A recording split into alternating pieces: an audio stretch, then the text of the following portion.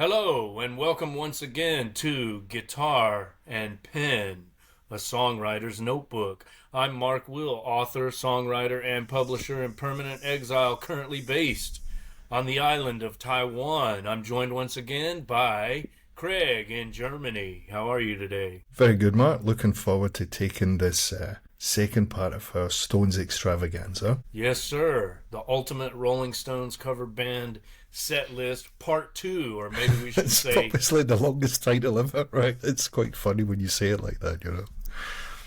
well, Made me I was laugh. thinking we should call it Side B, right? Side B, Last yeah, time let's was let's do that, Side man. A. Absolutely. So this is Side B. Not that, or really it's a double A side, so let's Yes. not sell ourselves short. But yeah, for those who didn't watch the first part of this episode, which is Guitar and Pen number 9, by the way, each of us came up with our ultimate Rolling Stones cover band set list. In other words, if we were in a Rolling Stones cover band, or I should say still were, because in the past we actually were, and there's proof of that in the dark corners of YouTube. There's still some artifacts of that which I posted in my last Substack. But yeah, if we were still in such a band, I guess these would be our ideal set lists. So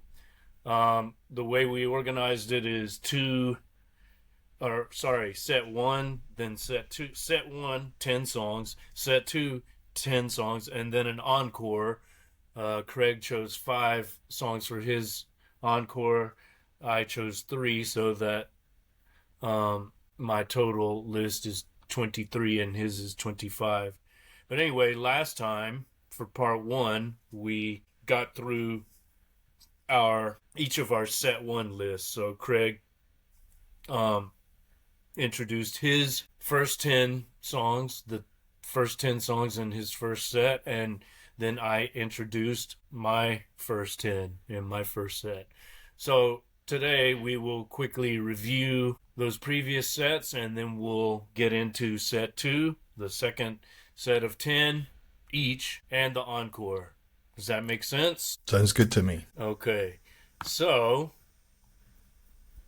let's just keep it moving here. In the beginning, we had this question, how do you choose 20 to 25, only 20 to 25 Stones songs? I mean, the catalog being so vast, how on earth do you pick? Should you do it by era, band members, drugs, genre? Well, let's see. In set 1, this was Craig's list. So number 1, he had Play With Fire from Out of Our Heads, 1965. Number 2 was I Can't Get No Satisfaction, also from Out of Our Heads, 1965. I did mine in chronological order. I don't know if you'd already mentioned that there, but just to Yes, recap. sir. Yes. We're starting at the With beginning. 1 or 2 exceptions. Yes. But we're starting at the beginning of their long storied history and up until the present day. Although, I guess we kind of stop around the 80s, but anyway. So 2 from Out of Our Heads. Then number 3, Get Off of My Cloud from December's Children and Everybody's. Also 1965, though. And we talked about how those bands were so prolific back in those days. I mean, it was nothing to release 3 albums in a year. Here's number 4, Under My Thumb, Aftermath, 1966. Paint It Black, number 5, also from Aftermath, 1966. Number 6, 2,000 Light Years from Home, Their Satanic Majesty's Request, 1967. Number 7, the classic Sympathy for the Devil, Beggar's Banquet, 1968. And you told me that yesterday, the December 6th, was Right. the anniversary of the release of Beggar's Banquet, right? Indeed, yeah. Yeah. One of the greatest Stones albums, in my opinion. Of which we will talk a little more about later on. Yeah. Stay tuned. Number 8, Let It Bleed, the title track from Let It Bleed, 1969. Number 9, Monkey Man, also from Let It Bleed, 1969. And Craig closes out the first set with number 10, Brown Sugar from Sticky Fingers, 1971. So, any comment about those first 10? I know I'm going fast, but... I'm good with them, and I don't know if I'd change... Okay. I suppose if I'm being really picky, I'd probably overthink it and then change a bit here and there. But no, I'm good with my hit selection. I think most of these are what people would resonate with, whether they're Stones fans or not. But if they're going to see a Stones band, as it were, they might expect to hear most of these songs, I would think. Yeah. Or the Stones themselves, of course. Okay, here's my first 10. Set 1 from Mark's list. So, yeah, my approach is different, not chronological, more eclectic, and I tried to, like, I guess you could say I took a kind of thematic approach, or I don't know. What I wanted to do was pick my favorites, of course, but like with my number 1 here, Let's Spend the Night Together. Well, you know, double meaning, right? Like, one of many. Of course, there's that. Yeah, of course, there's that sexual innuendo, but literally, you're spending the evening with the Stones cover band. So why not start with Let's Spend the Night Together, number 1. Number 2, Doom and Gloom. Let's give the date, 2012. That's when this came out. So we're all over the place chronologically. Number 3, Out of Time. Yes, my list is actually Out of Time. This was released on Aftermath in '66. It's been on several of the compilation albums. It's a great favorite of mine. Number 4, 2000 Man from Their Satanic Majesty's Request. Number 5, Saint of Me. This is a later hit or minor hit, 1997, Bridges to Babylon. I see it as a kind of follow-up to Sympathy for the Devil, or as kind of in counterpoint or in dialogue with Sympathy. Number 6, She Was Hot from Undercover, 1983. Really fun video. Very sexy. Number 7, Terrifying from Steel Wheels, 1989. That's tricky to say. Steel Wheels, 1989. You got to do it in a kind of Mick-esque kind of voice. Maybe that works. Steel Wheels. Steel Wheels. Hackney Diamonds. He's a sir now, so he probably doesn't speak like that, Mark. He probably's got all plummy voice now. Right now, he's a sir. He's sold out. Quite posh these days. Yes. Which I have a kind of theory that I'm working with, or I don't know, a concept that I want to introduce later with regard to the Stones, but I don't know if it really applies to them in 2025. They're not quite as edgy now as they were, but we'll see. Anyway, this is one that didn't necessarily resonate with you. Maybe it was too dated, but I like it lyrically. Number 8, the song that is sure to get us all canceled, Stray Cat Blues, from Beggar's Banquet, 1968. I shared this list with my Canadian friend Stefan, and he said Stray Cat Blues is the most Mark Will Stone song of all time. So that, I'm not sure what that means, but I don't really disagree. I mean, it's a strutting, I don't know, nasty, or down and dirty kind of track. Number 9, Midnight Rambler from Let It Bleed, 1969. Very good to do live. And number 10, Yacht from Sticky Fingers, 1971. And we pointed out that there's another bitch. At the time, I didn't recognize it. I'm forgetting her name now. Meredith Brooks. Meredith Brooks, yeah.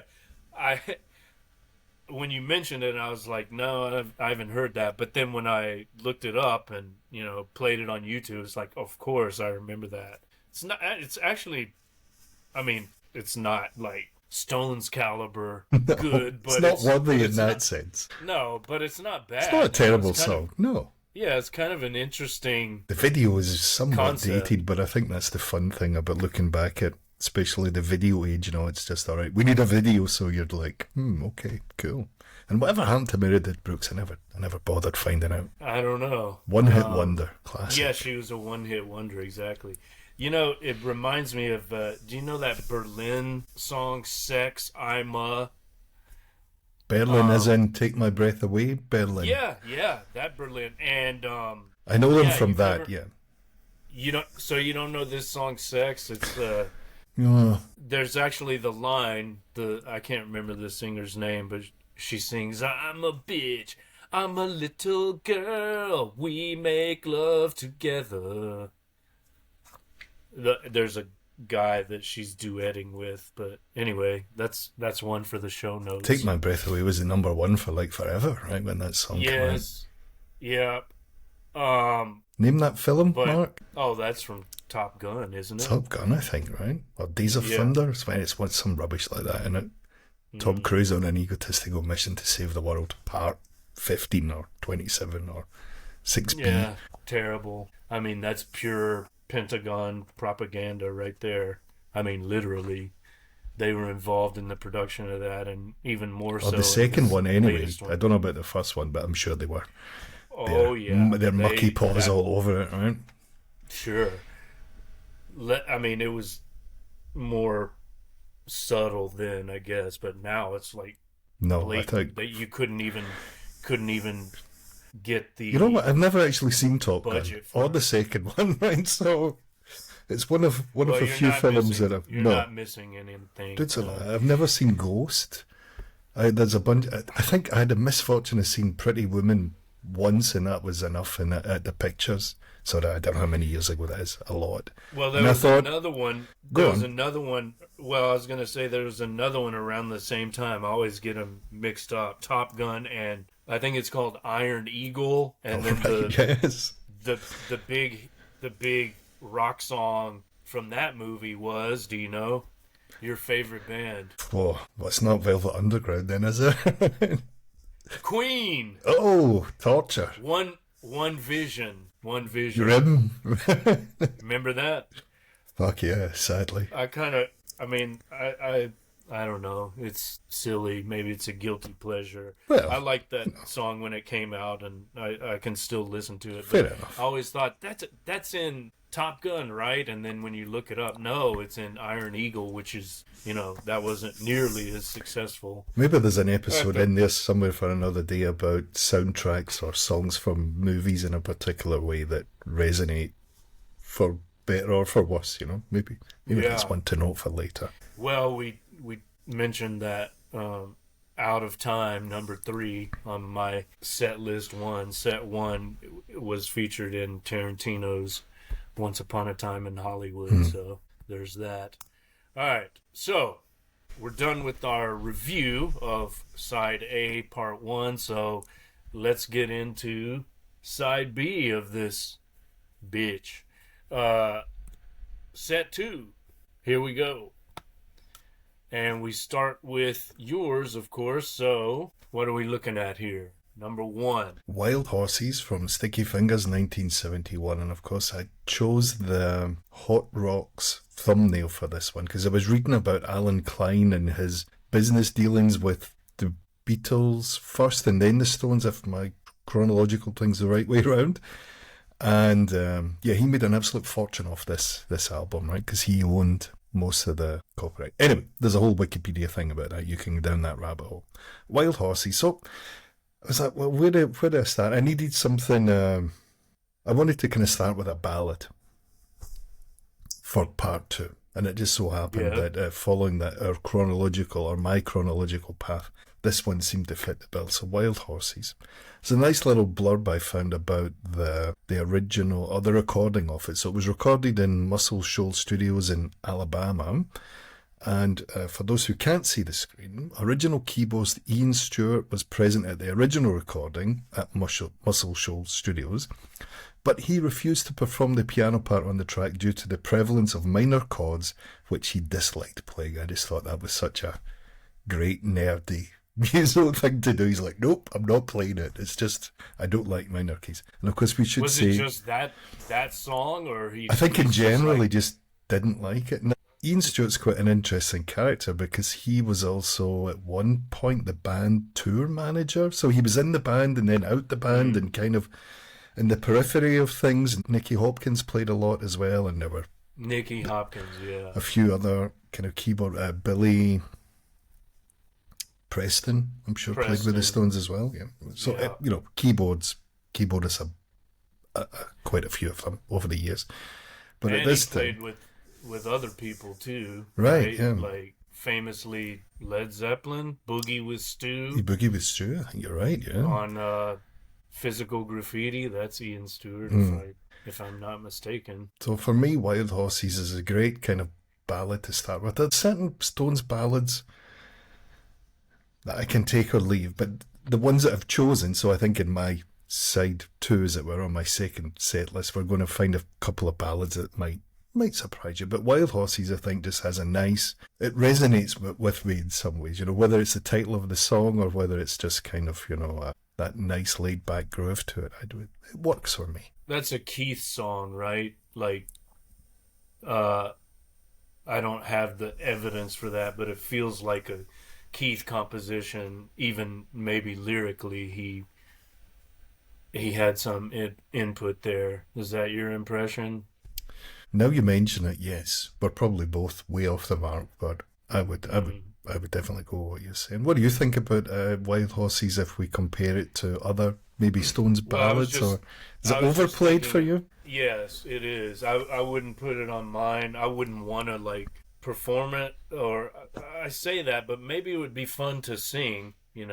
It's either You this or could can't really always get what you want, right? emote. So that's what I was. That was my dilemma. Do I go can't always get what you want? There's a spoiler for you, or Wild Horses. It was one or the other, and I went with Wild Horses. Well, I was just thinking of other ballads. Like I would pick this over, for example, Angie. Me too. You know, yeah, I wouldn't put it in my top 25 by any means, but maybe it would be fun to sing. Might be fun on a karaoke night. You could really get into it and emote if alcohol were involved. I do like Can't Always Get What You Want. It's a fun song to play, but it kind of goes on a bit too long. You're just, or maybe I've just said it so many times.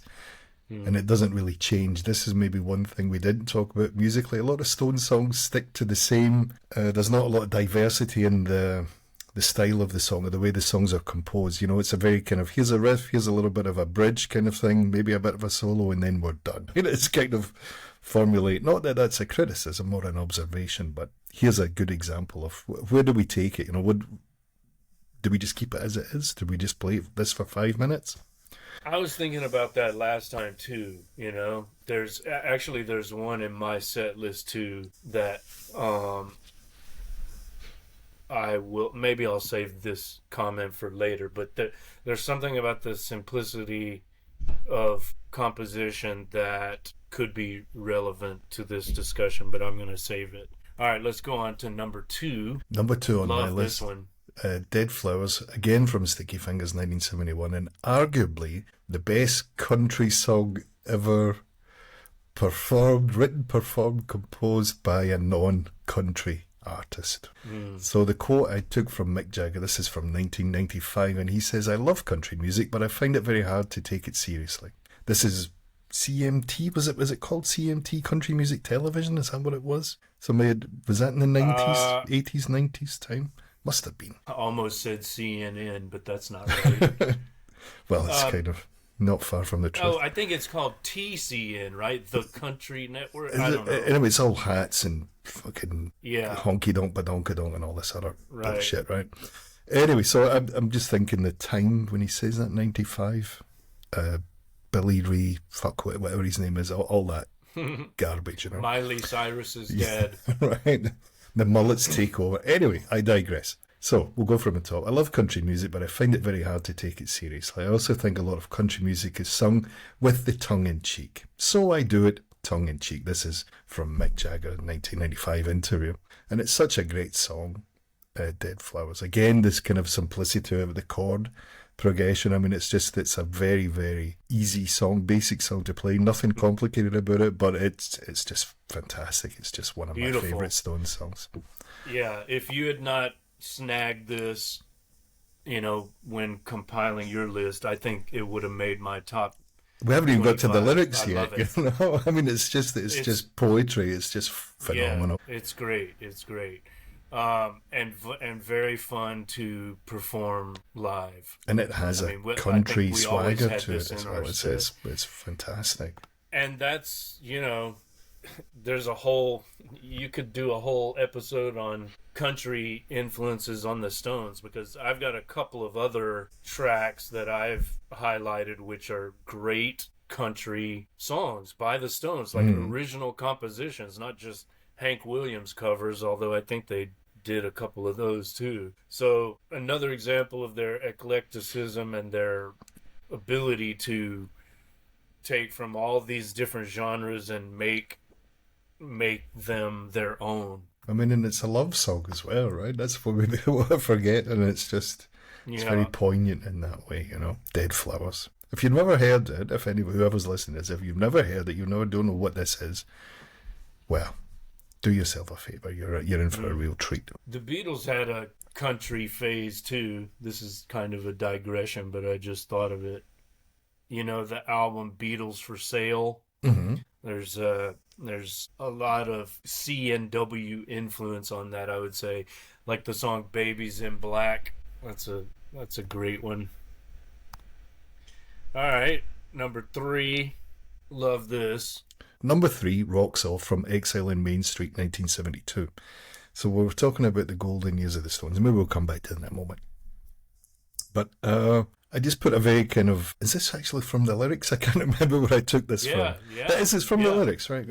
The sunshine blows the daylights out of me. The daylights out of me. And I just thought, yes, it does, you know. Go on, Mark. I'll let you take this one while I have a look what my... Well, this is the first track. What my golden years were. Exile, and it's a great one. We never played this one live, but I think I tried to lobby for it. It would be a fun one to do. I guess my question for you is, of these 4, well, first of all, you can tell us what the 4 classic Stones albums are. Just so I get it right.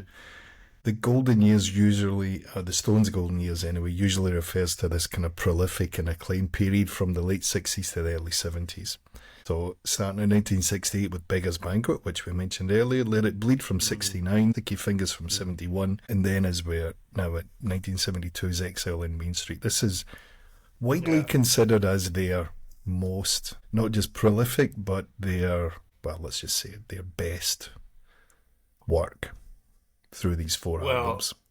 Of those 4, do you have a personal favorite, or do you just take them all together as like the best? Maybe I go through phases, you know, sometimes I go through phases, because Exile is a double album, whereas the others are traditional single albums.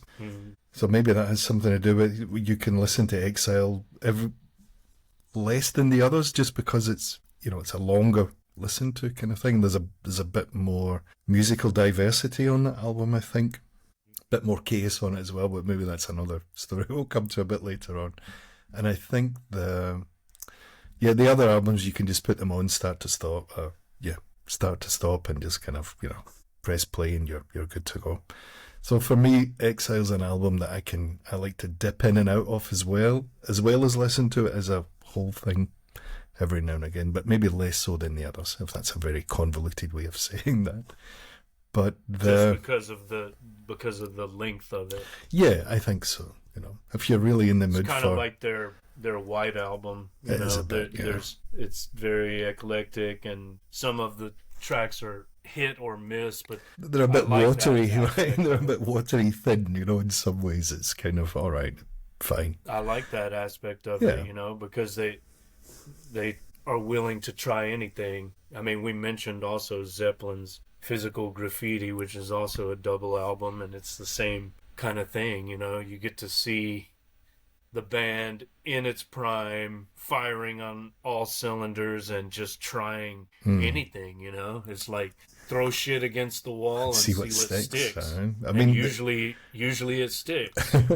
The Exile on Main Street recording in the south of France is legendary in its own right. Whether that comes from being tax exiles, from the name of the album might suggest, if anyone doesn't know. I think Rod Stewart left the UK at this time. So anyway, Elton John, loads of them left because they were getting shafted.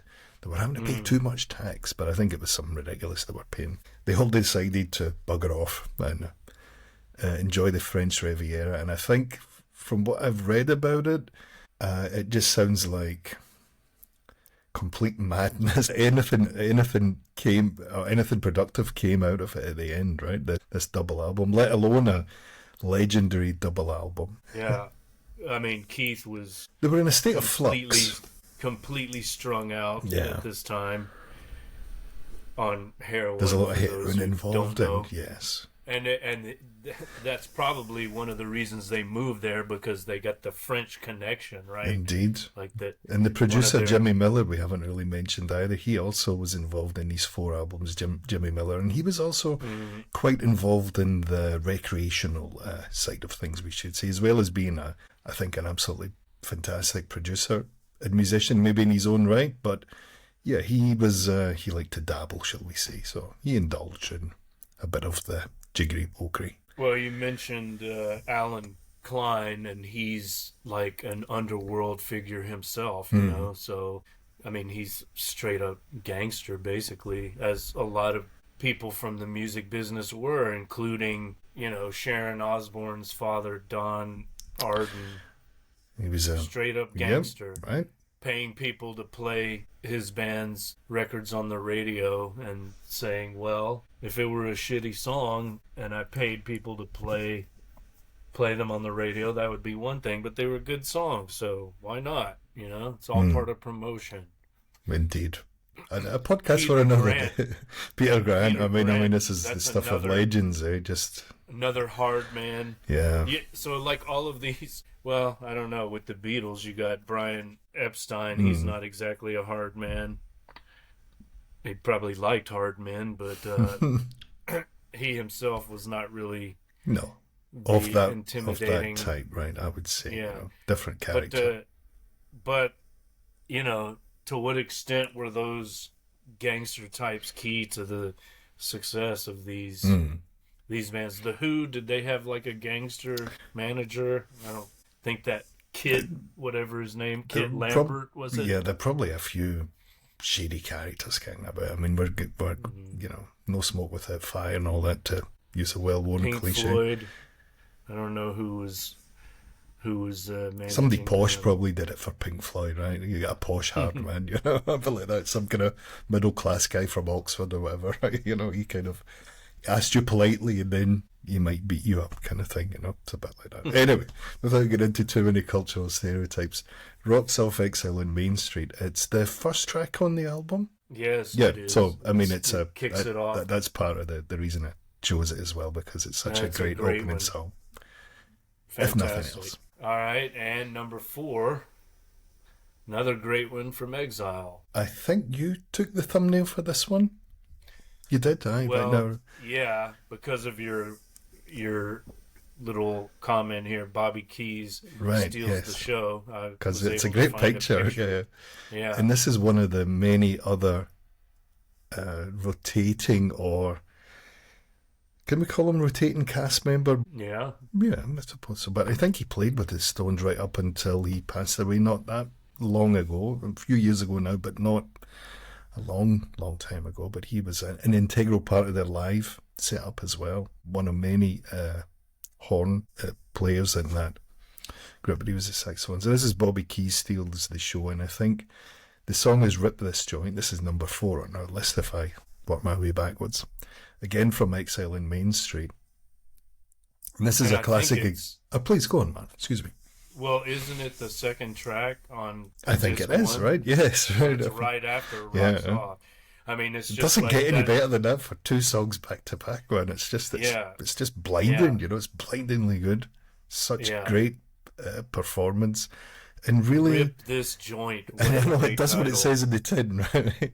And Bobby Keys steals the show. So he's a saxophone player predominantly, or as he's widely known for, and his playing on this is absolutely superb, as is the band's. Well, this pick here is obviously from a live performance on this tour, the Exile tour.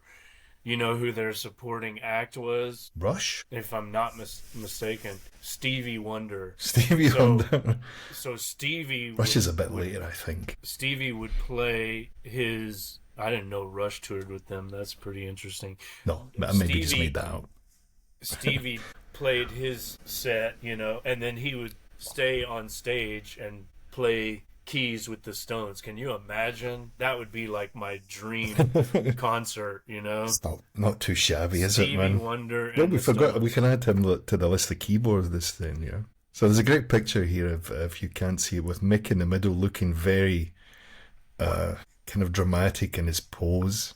He's wearing like a one type, what do you call this, a jumpsuit of some sort, and it's open past the navel. Leotard thing, man. I mean, it's very, Mick Taylor's behind him, kind of just quietly tearing or quietly ripping the joint apart. Yeah. But yeah, great photo. And Bobby Keys is just a phenomenal player as well. I mean, quite underrated for those who are just like, oh, sax fucking on guy. But yeah, listen to his playing. It's phenomenal. That's him on Can't You Hear Me Knocking? And another song that there's didn't some make our others list, on spoiler Sticky alert, Fingers. right? But, we'll save this for the outtakes or the, those other deep cuts, I think we call them. The also Rens. Yeah.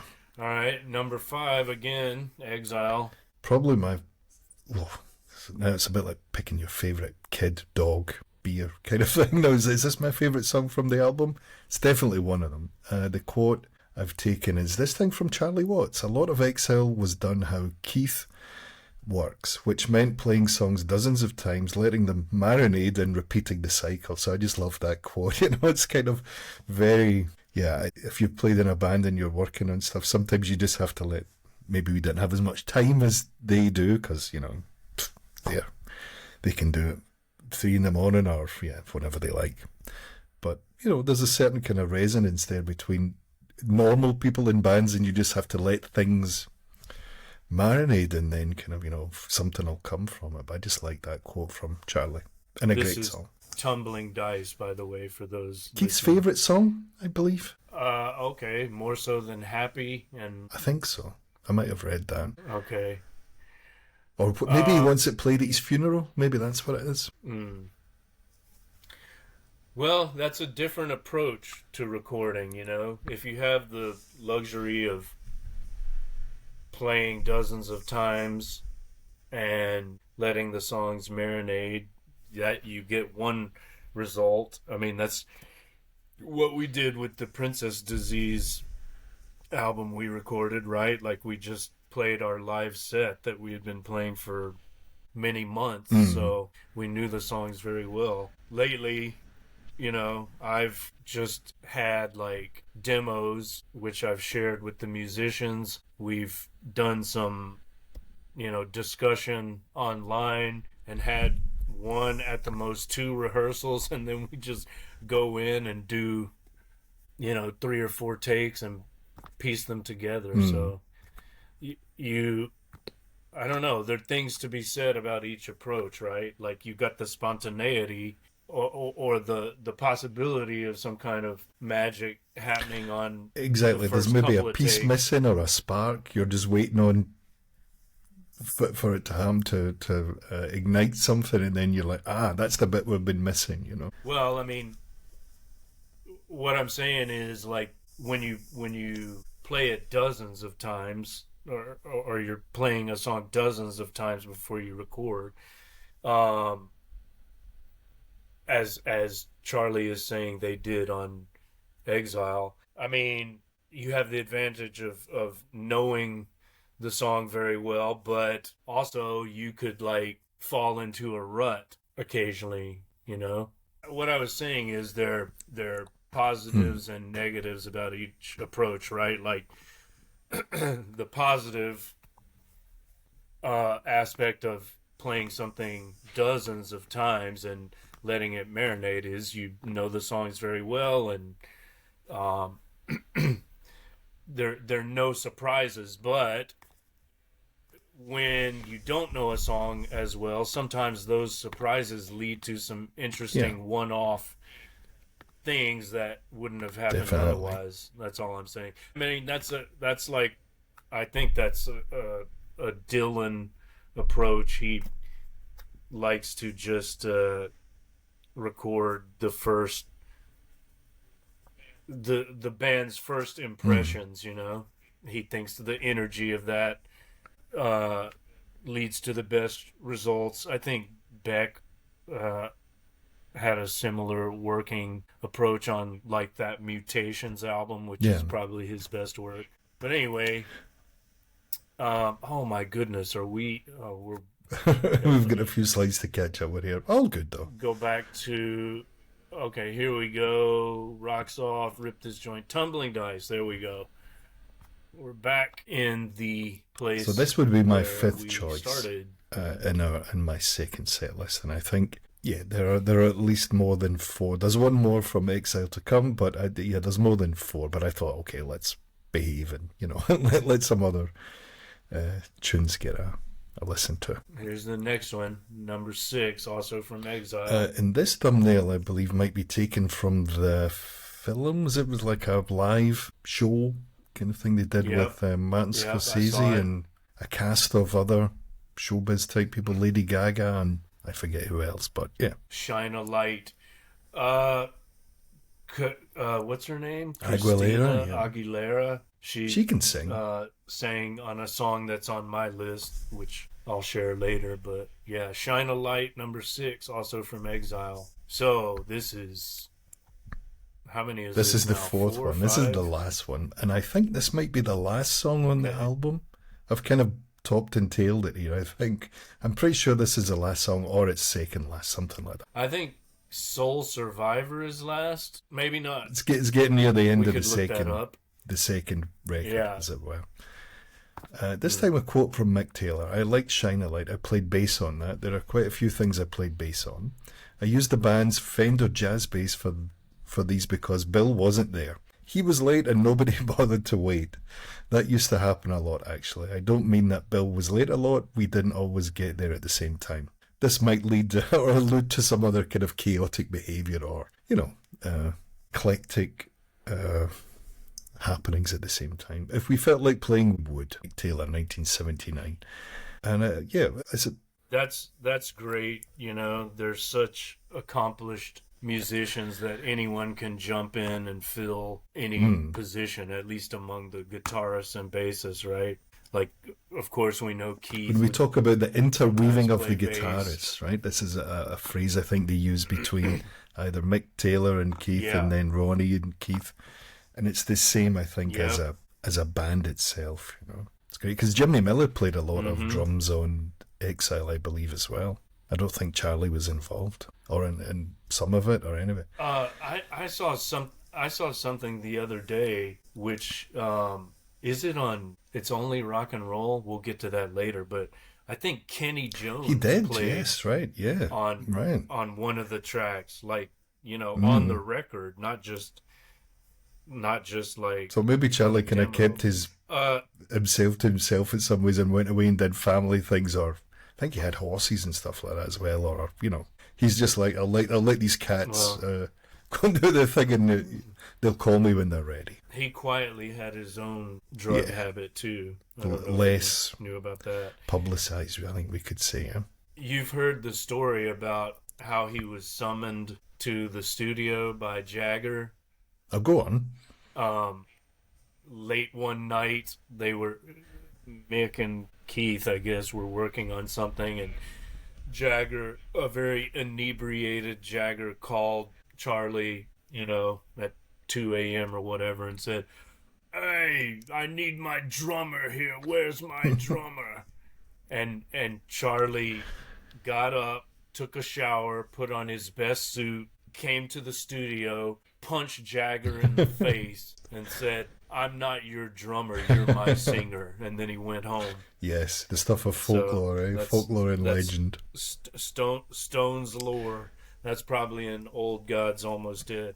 Anyway, I'm looking at the track listing for Exile. Rocks Off 1, Rip This Joint 2, like we said. Tumbling Dice is number 5, so it's the last song on side 1 of disc 1. And what was the other one? Shine a Light. What else do we have? Shine a Light. So Shine a Light is track 3 on side 4, and it's followed by Soul Survivor, which is the last song on the album. All right, so Great song, we should 7. say, Shine a Light. And I think that documentary, film, whatever concept, whatever you want to call it, brought new life to it as well. Number 7, Do Do Do Do Do Heartbreaker. From Goat's Head Soup 1973. And Heartbreaker has Billy Preston on keyboards, Mick Taylor on wah-wah, and me on bass, me being Keith Richards. This is probably one of my favourite Stones songs, hence why it's on the list, but a song that might surprise a lot of people just with its the backstory to the song as well. You know, if you listen to the lyrics, if you're not familiar with it, then the lyrics allude to certain things that were going on in New York City at that time, which of course could very well be said what is still going on here in 2025 and beyond. But this is I loved playing this song. I've played this song. I never get bored playing this song. It was great because I always had wah-wah on guitar. It was great, you know, and it's nice and short, like 3.5 minutes or something. You can string it out a little bit, but it's a great song from that point of view. It just gets to the punch really, really early. Mick Jagger's phenomenal in it as well. It's a great vocal performance. Yeah, it's very fun to sing. I mean, we always did this one, the great one, and if you had not snagged it, it definitely would have been on my list. My own song, Bootlicker, is very much influenced by Heartbreaker structurally, or I should say Do Do Do Do. We've got to get the doo-doos in. Which I guess is the official name. Is this the first Stone song that featured that kind of falsetto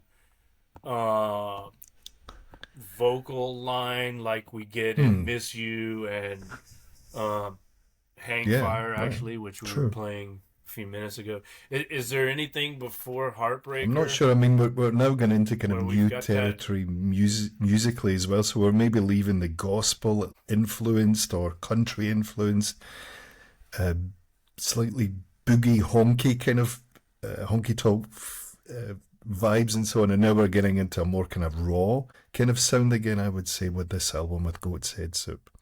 To answer your question, I'm not really sure, Mark, but yeah, it's no, me too. I'm kind of was there any like that falsetto? This is a great horn section in it as well. This song as well, sing-along kind of chorus. Yeah.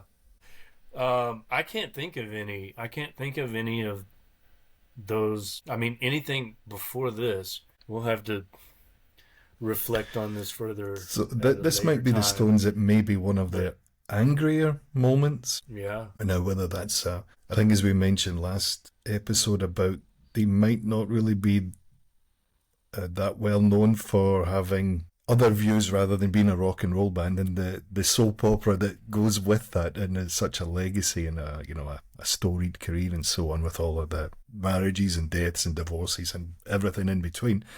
But I think we're going to look at another song in a moment or two with a similar kind of vibe to it, and a similar kind of feel, and it's or even message in that sense, So well, it's social commentary, I guess you could say.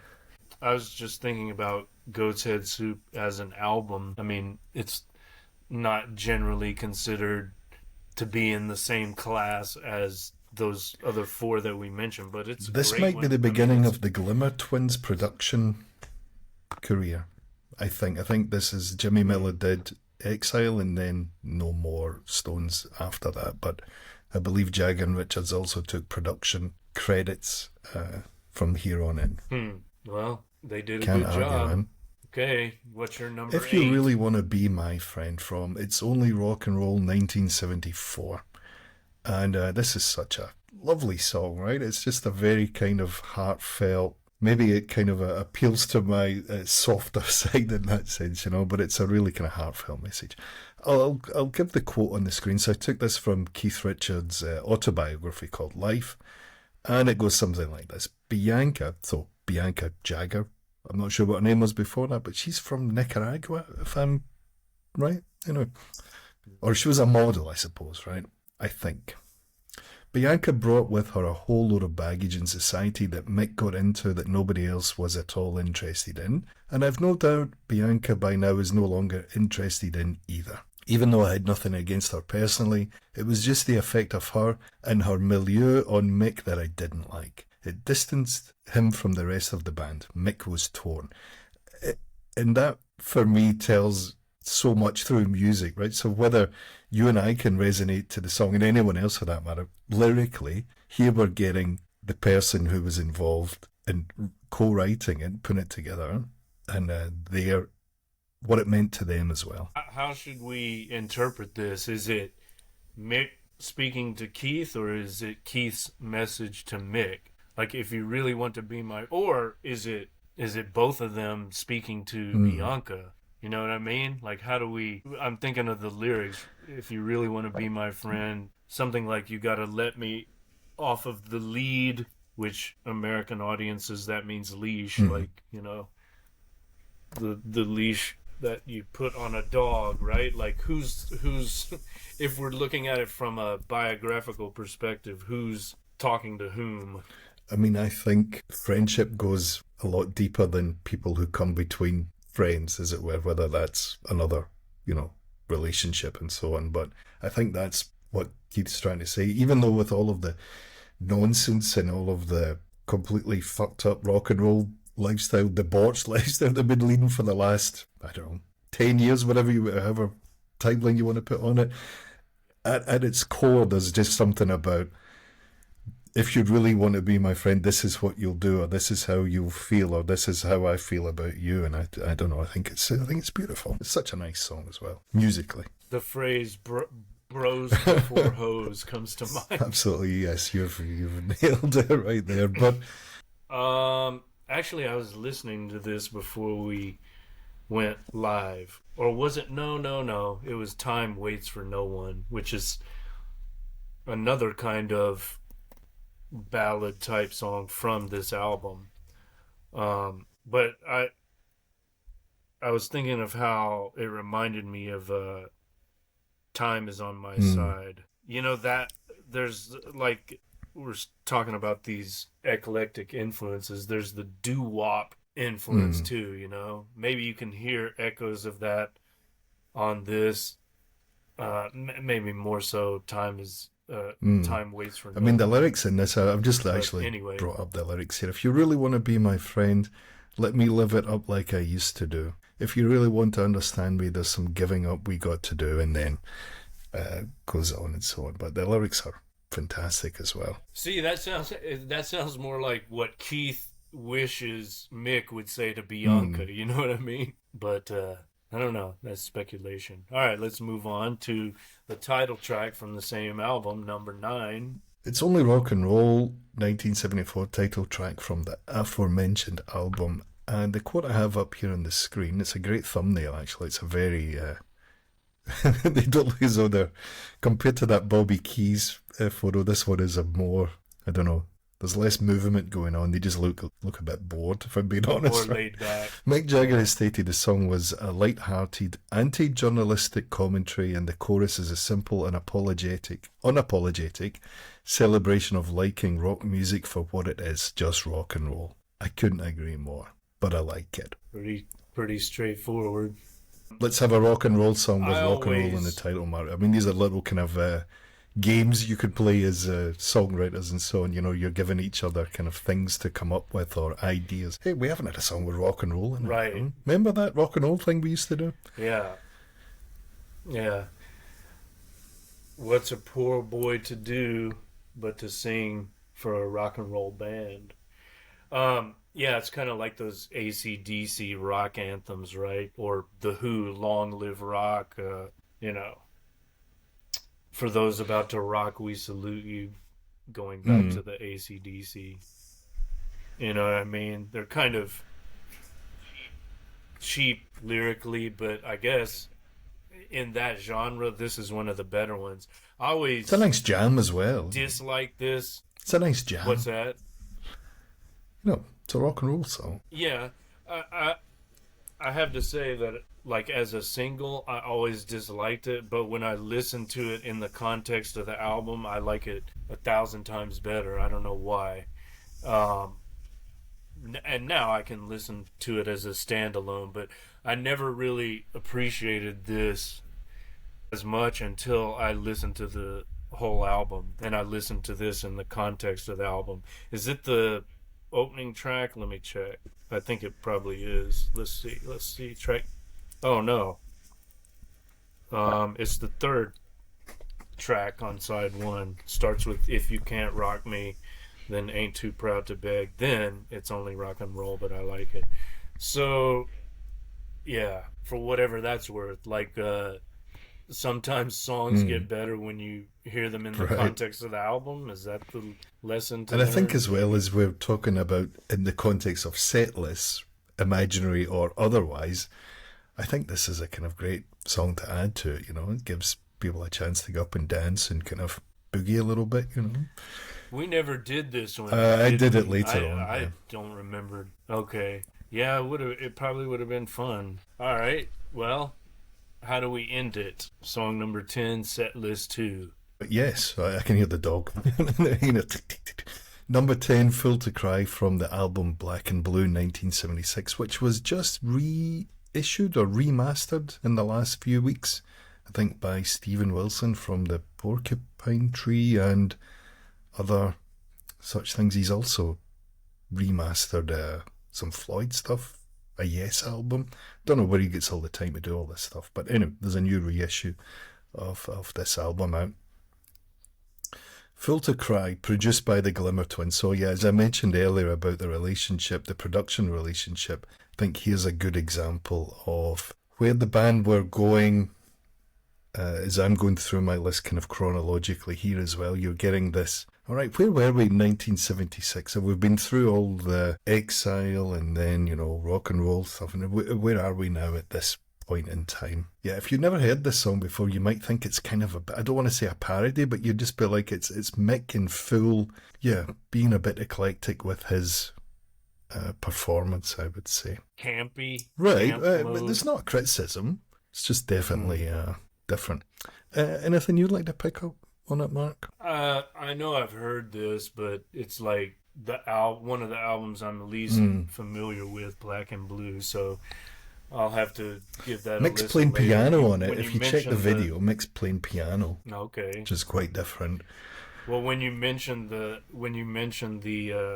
guy that remixed it, I looked him up, and it seems like he's a big Zionist. So I right, kinda okay. got turned off I by didn't know that one.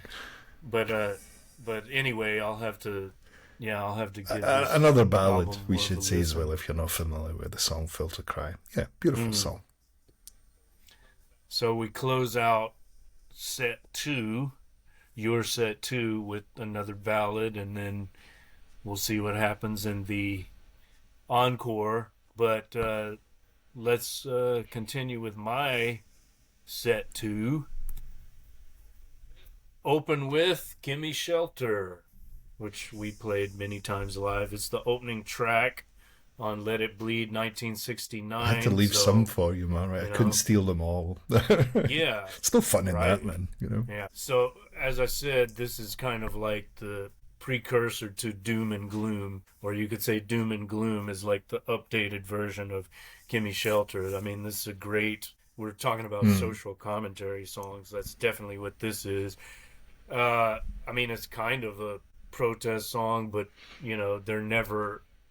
they're never like doing protest songs in the old school Dylan manner, It's more like commentary, and I'll develop this theory later, but I would say it's a shamanic approach, the way they deal with like the darkness of the contemporary scene.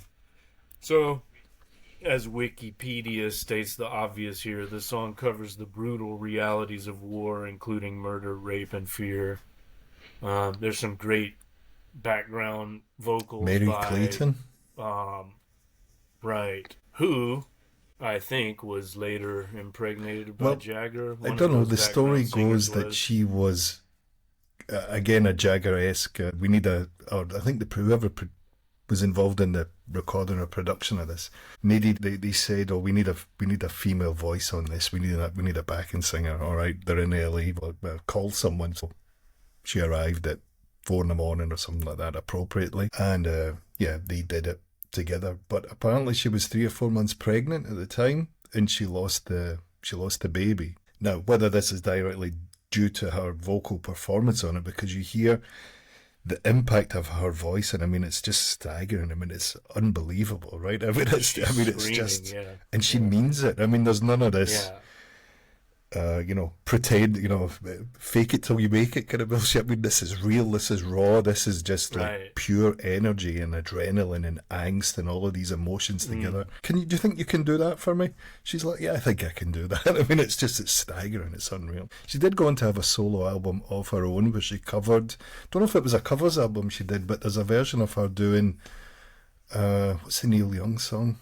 Southern Man. And I think she actually does her own version of Gimme Shelter as well, right? So she kind of tried to have a solo career after, but she was a well-known and respected session singer in her own right, Mary Clayton.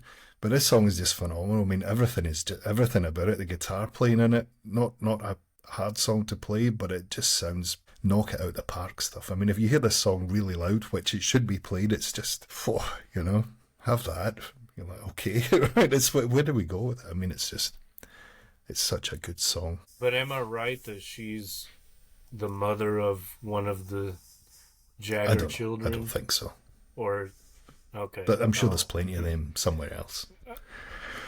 Yeah, I think one of those background singers. But Mary Clayton, named so after because I think her birthday might have been on Christmas Day or around about Christmas time. So Mary, as in not Mary, but Mary, as in Christmas. Right. Yeah, I mean, that's one of the great female vocal performances in the history of rock. I mean, it also kind of reminds me of like the Raylettes on those Ray Charles albums, What's the one in particular? Nighttime is the Right Time. I would. Have you heard that Ray Charles song with the screaming background vocals? I mean, just one, if you want, I just had to quickly look that up there. One for your show notes, I would go and check out a film called 20 Feet from Stardom, and you get the whole kind of Mary Clayton story there. It's a great film about those artists and musicians who are essentially 50 feet from stardom. They're backing singers or whatever. The only one, I think there's 5 featured in it. Darlene Love is another one. Mary Clayton, and the other, someone who played with Michael Jackson, but I think that's the worst. I think that's maybe the 5th on it, but I didn't really like that. Whoever she was.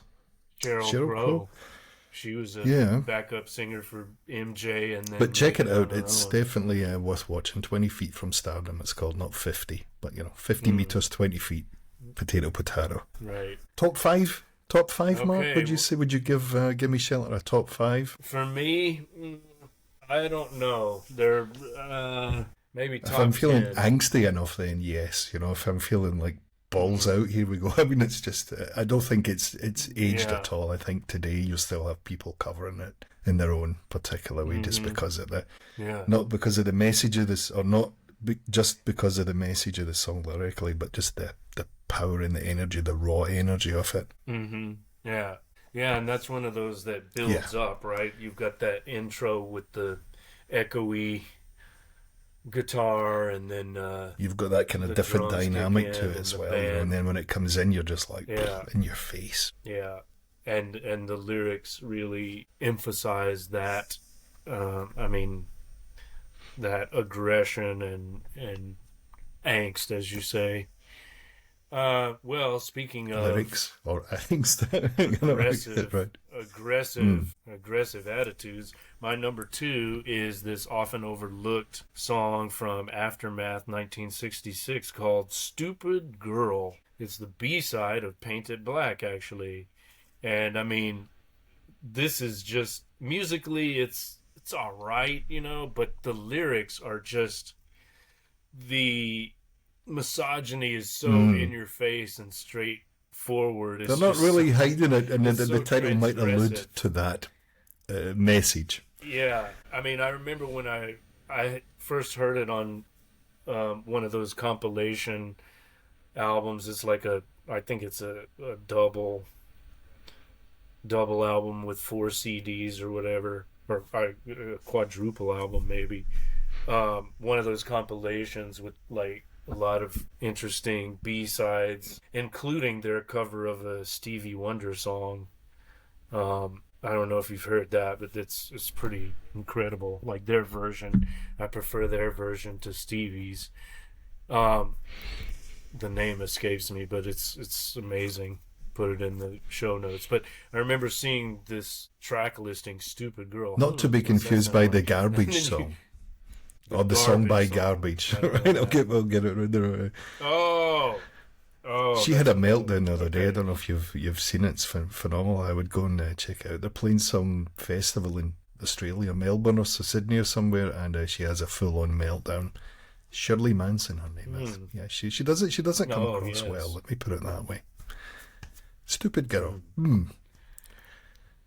I don't. Yeah, multiple meanings. I don't think you could get away with this. I suppose you could get away with it today, but not as commercially open. Well, you could get away with "stupid boy," but you'd be in trouble if you. But apparently, is this not all about the chicks at the time that Mick and Keith they were just throwing themselves at them, and he was just, from what I read, Keith was saying something like he was kind of a bit tired by their, not stupidity, but that's it, right? There's nothing more to it than just one chick after another. Could be that, but I think it's more of like a princess disease kind of criticism, right? Like, kind of like the girl or female or young woman who's the subject of Out of Time, right? You're obsolete now, baby. There's a similar vibe here, right? She's the sickest thing in this world. She's the worst thing in this world. Like, it's so blunt and so so direct. I've always liked it for that reason, like, get straight Say to it the like point. it is. Yeah, there's no subtlety here. So I kind of like my friend Steve, the Enneagram aficionado, would say there's a lot of 8 energy here. It's just really aggressive and confrontational. All right, so here's my number 3. It's "Live With Me" from Let It Bleed, 1969. It was actually the first song recorded with Mick Taylor after the death of Brian Jones. Excuse me. I've always thought this was an underrated song on Let It Bleed, but clearly there are some people who appreciate it because it was featured in that Shine a Light documentary that we mentioned before, and it's actually a duet between Mick and Christina Aguilera, which is interesting. I mean, it's a good performance. She can definitely. If you haven't sing. seen that live, she can. Yeah, she can belt it out. But I always thought, like, the lyrics to this are just so insane. It's kind of like you can hear the Dylan-esque influence, late 60s kind of surrealistic stream of consciousness lyrics. Like something from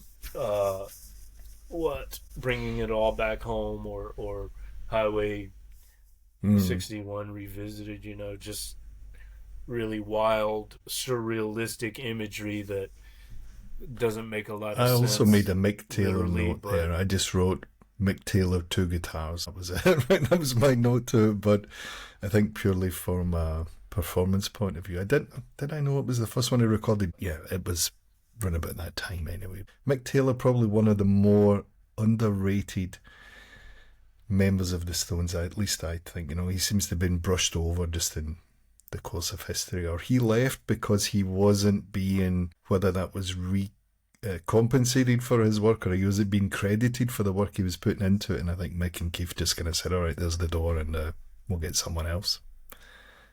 I'm paraphrasing, of course. Okay, I heard a different story, namely that he quit like the day before their tour started, and so there was quite a bit of resentment there. And Keith said, "No one leaves the Stones unless it's in a pine box."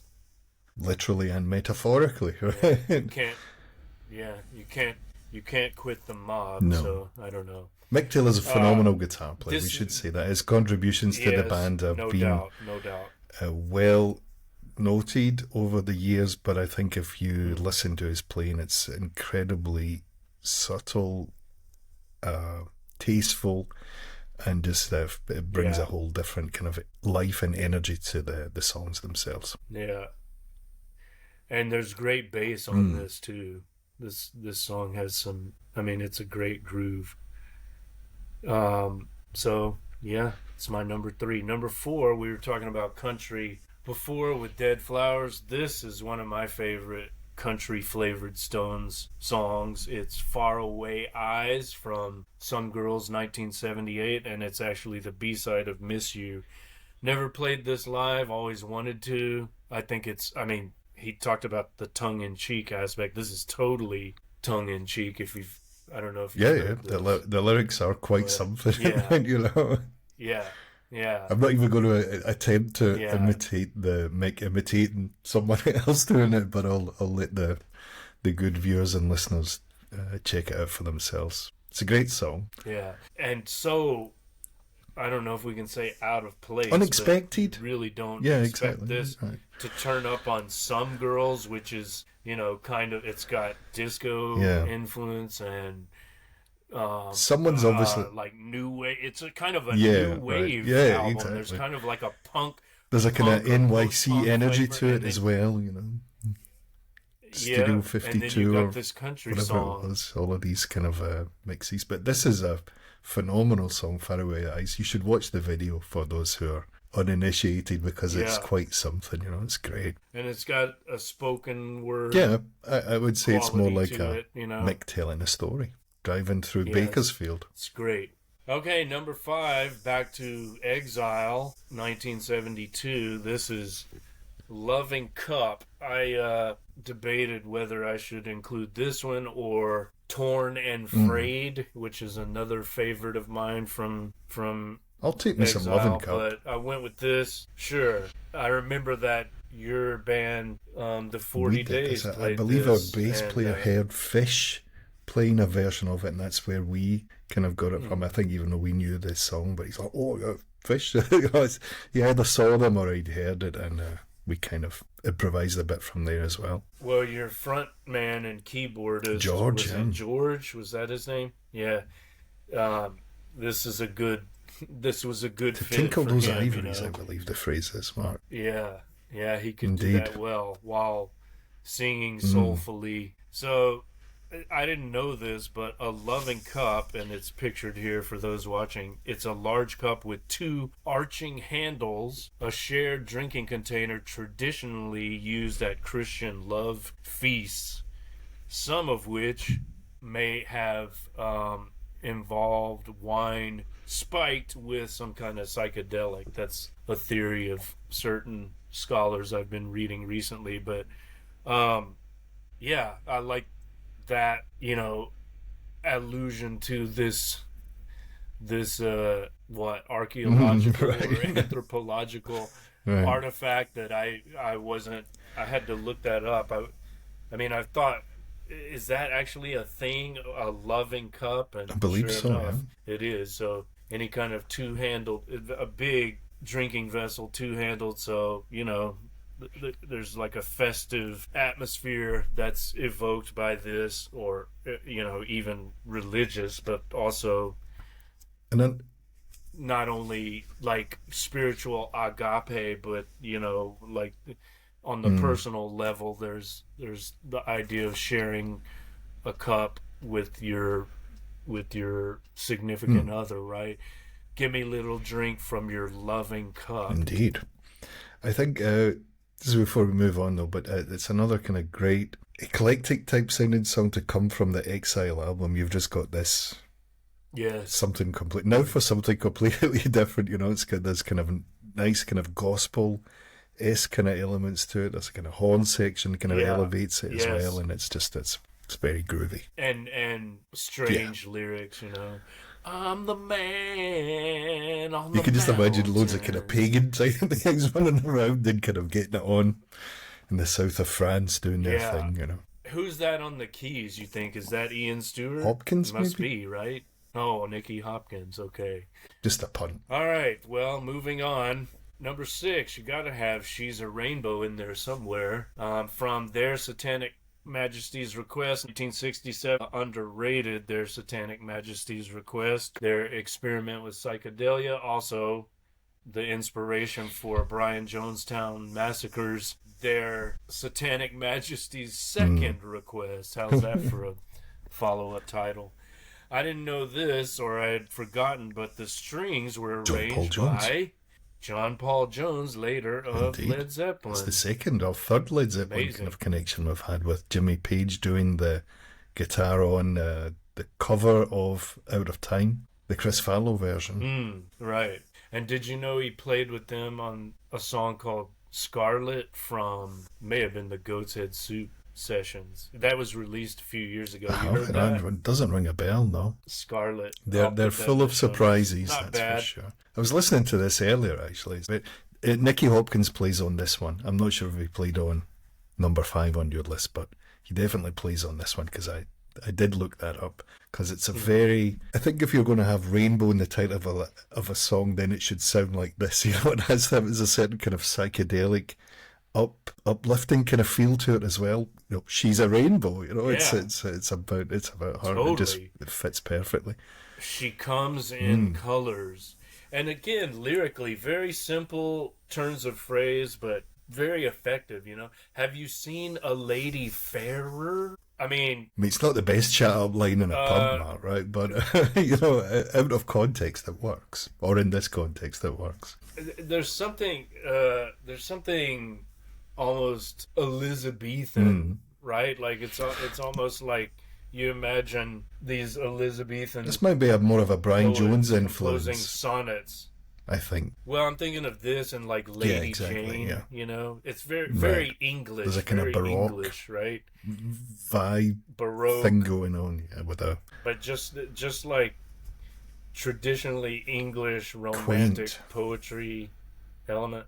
yeah. Beautiful, actually. I mean, it's just like, imagine hearing this in '67, right? I mean, I guess the Beatles had led the way with that kind of romantic imagery and poetic influence. You know, it's Tit after for tat, like you know. Yesterday, for example, so you've already got like this kind of Hardy-esque vibe introduced into Anglo-American pop music. But this is, the first time I heard this as a teenager, I was just stunned. It's like, what?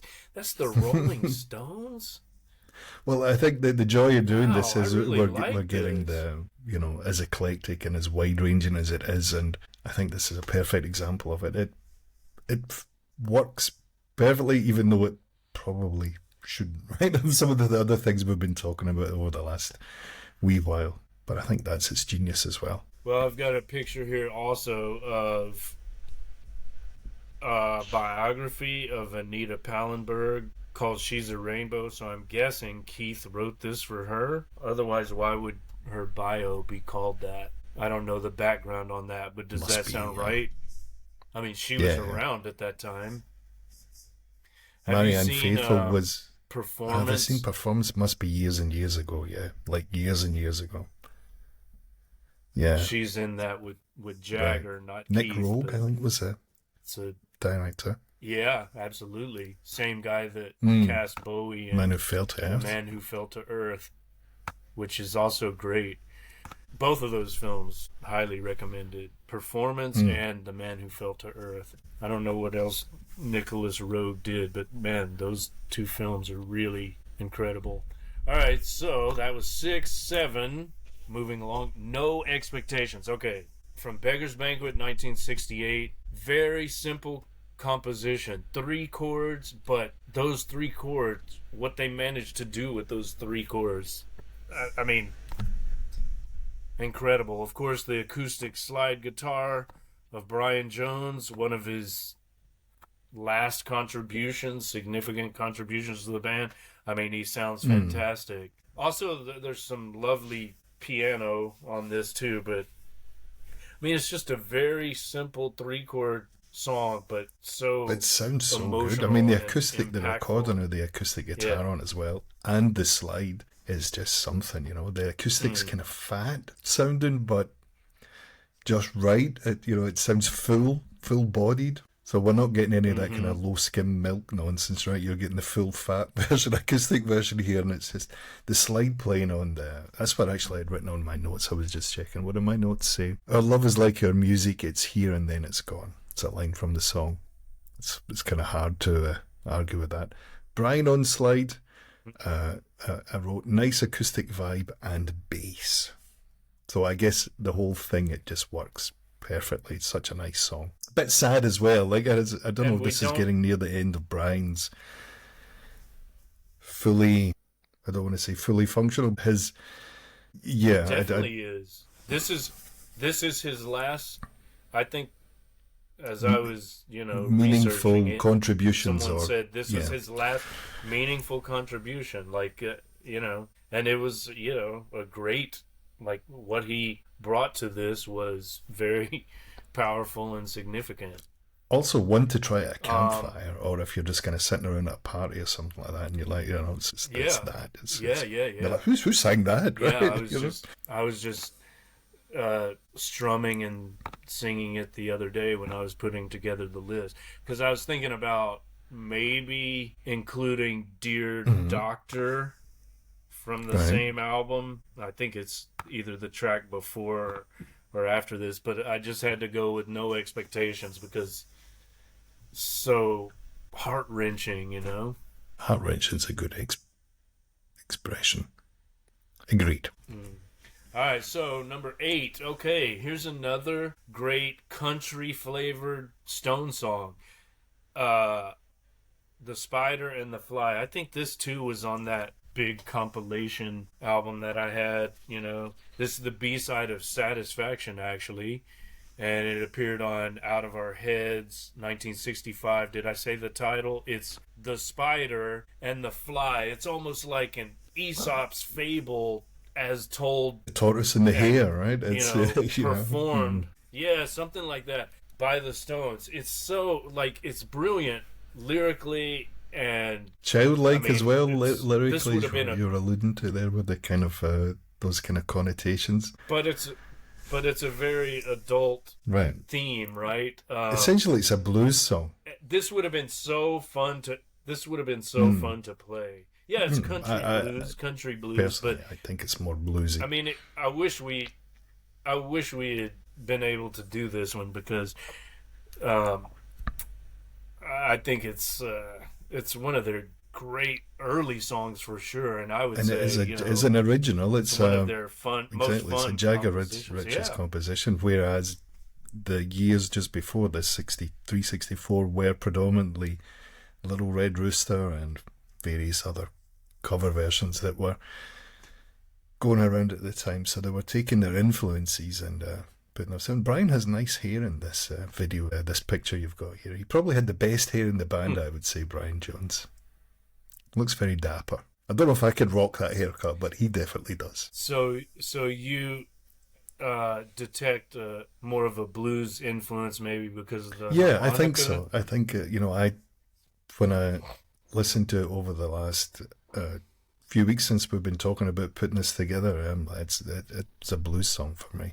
But now you've put that in my head, I might go back and re-listen to it again, and I can take something else from it. I guess I had read something like, I think they said they were influenced by some country, not Hank Williams, but I mean, I could see this being a Hank Williams kind of song, humorous, tongue-in-cheek lyrics, clever, simple, but like so perfectly worded, perfectly phrased. So I can see it being one of those country type compositions, but I guess they do blues it up with, harmonica and, they rock it up too in a way. But I bet like when it was originally composed, on acoustic, if that's how it came about. It could have been like a Hank Williams kind of song. There's like, it doesn't have like the sort of uh minor key bluesy feel. So I guess that's why I Right. think of it more as country, right? These are major chords that are Maybe being that was the played. I idea don't to know step away offhand from what. a kind of Little Red Rooster type vibe, and make it something bigger in that Yeah, sense. right. Well, I Yeah, think with they a hint of succeeded. I blues mean, or a hint this of is a country, great. whichever side of the coin you're on. We're safe if we say country Absolutely. blues, right? But yeah, maybe urban country, right? It's It's a great tune. well, I mean, that's what blues. That's what Exactly. blues Yeah. are, right? Like they're from rural Mississippi, and then they have to electrify their instruments to play in the clubs of Chicago or whatever. So it's all part of the same gumbo There's just one thing I mix. wanted to add, if that's okay, before you move on. Have you ever heard Hmm. of the London Howlin' Wolf sessions from 1971? Uh, Not specifically, but I know that he toured Because the UK they and all his loved his them, right? I career was mean, they, as in revived. Right. Clapton, Steve Winwood, et Absolutely. al., More so than their Bill Wyman, and American, so on. But check that album out Yeah. because Bill Wyman plays on it, Charlie plays on it, uh, Clapton, Steve Winwood, and a vast Hmm. array of other kind of noted musicians, and Howlin' Wolf himself, of course. Yeah. So if you're in that kind of Hmm. bluesy kind of feeling, then check that out. It's worth it. Right on. Okay, number 9, back Shadooby. to Some Girls 1978. It is Shattered. I think that's the last track on Some Girls. Here's that you were mentioning the New York NYC vibe of Some Girls. So this definitely has that. It specifically mentions New York City in the lyrics. Yeah, as you've noted, I've highlighted this phrase "shadooban." I mean, it's so.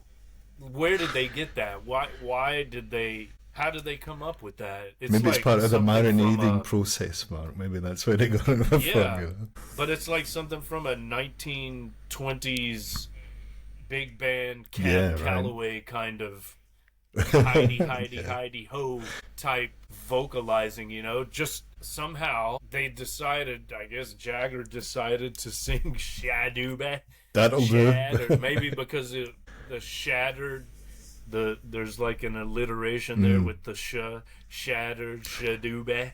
I mean, it's really unexpected. And you've got it's basically a punk new wave song with Right. Shadooby. Rock and roll. Now, what was it? The So quote I what's found.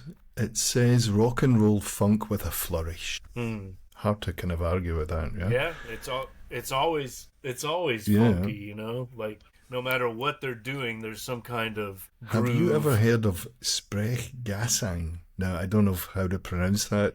Right? Yeah, Sprechgesang. Sprechgesang. Yeah, I should know that. Get speaking, and singing at the speaking, same time. So here singing. we go. This is Yeah, a perfect example of. and as we say, he did the same thing on Right. another track Yeah. from this album, Right. Faraway Eyes. So it's kind of spoken word, almost rap. This is almost like proto rap. Shattered. The videos are very. Miss you, Yeah. miss you, miss Right. you too, miss you. Right? There's that breakdown, about got some Puerto Rican girls who's dying to meet Although ya. I've got a great meme about that one. It's Mick looking sad on his own, and then it says, that time when you're waiting for those Puerto Rican girls, but it's Mick looking all depressed. Yeah, do like a meme every now and again. Great song. I mean, the album itself, Some Girls, just has that. As you mentioned, there are kind of. Is it? Yeah, there are elements of that, obviously, I think, going on at the time, but New Wave is definitely, you can hear it in the guitar as well, or guitars. There's Yeah. more of a kind of slightly, there's no country twangs in here or bluesy feeling. There's more of that kind of angular, I'd describe it as guitar playing, very kind of, Almost like Andy Summers type right, yeah, sound, right? Chorus and but it doesn't sound like any of that, right? It doesn't sound like No. new wave or post-punk. It The still Stones, sounds like yeah. the Stones, which is, that's just to me, that's an amazing achievement. You're able to take from all those other elements and still sound like yourselves. That's pretty impressive, Agreed. I would have to say. All right, so number 10, last song in my set 2. This is one that will bring down the house. It's officially called Star Star, but we all know its real title is Starfucker, and it's from Goat's Head Soup, 1973. It's the A side of Heartbreaker. I think this was supposed to be like the It's not a bad double A side if it isn't that thing. single. Oh yeah. But of course they got into some trouble with the title. I wonder how, right? I don't know, these squares, just kind of the fun police back at it again. So Starfucker becomes Yes. Star, and so one of the lines is, well, this Starfucker, whoever she is giving head to. Was it Steve Ali McQueen, McGraw? which I think it apparently was. It's upset mentioned, right? Ali, So these Ali are. McGraw got upset. Ali McGraw got mad at the Starfucker for giving head to Steve McQueen, and I think they had to ask for permission, and Steve McQueen heard it, and he thought it was clever and amusing, so he's like, yeah, no problem. But I mean, the lyrics in this, they're just, I mean, they're stunning, right? You know, Boisterous, I would put them down as, kind of pushing the envelope, indeed, to the edge. When I get back to Fun City, girl, I'm gonna make you scream all night. And then they've got a chorus that actually consists of people singing Starfucker, Starfucker. If you watch some of the live versions of it as well, Ronnie's doing backups, right? Mick shares the mic with him. Again, you just think of the Beatles. Like, could the Beatles ever do a song called Not even close. Starfucker? It just wouldn't happen. My notes for what it's worth, I wrote a pithy one-liner. Release your inner Chuck Berry. Absolutely, the riff that begins it off is a total Chuck One Berry of Keith's ripoff. great influences, I suppose. Yeah, absolutely. But they do something different with it.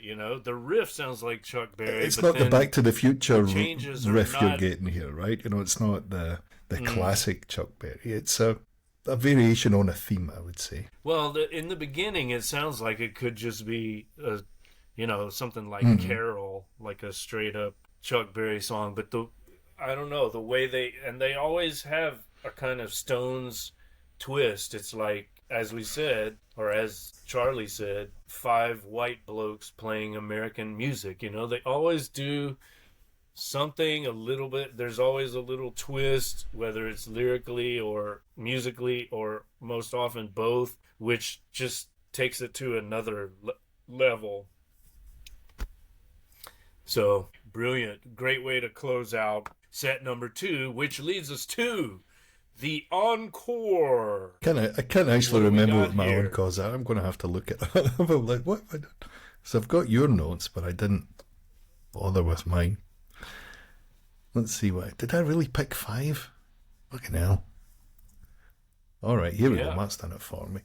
So for my Encore, I'm going Miss You as well, just talking about the Some Girls album. And I think this, to use the Keith Richards quote, if you can see it or not on the screen, Miss You was a damn good disco record. It was calculated to be one. And I think that is just Faraway Eyes is the B-side of this as well. Fantastic. Yeah, if you've ever wanted a great fun song to play or to dance to, or just have a nice, that kind of great groove, and you just kind of put it on a loop and just kind of rinse and repeat, and break it down again, bring it back up. You add a little bit of that to it. You can play this song for as long as you like and never really get bored with it. Enough space for plenty of guitar solos. And of course, who doesn't enjoy the lyrics here as well about missing that other person?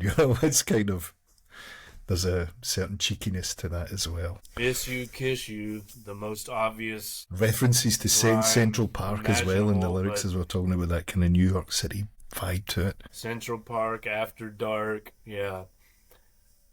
Do do do do do do do. Right, you know, and you've got there we go. It's a hook. Well, You know, that's that. You know, this is, I guess, the second example of a huge hit with falsetto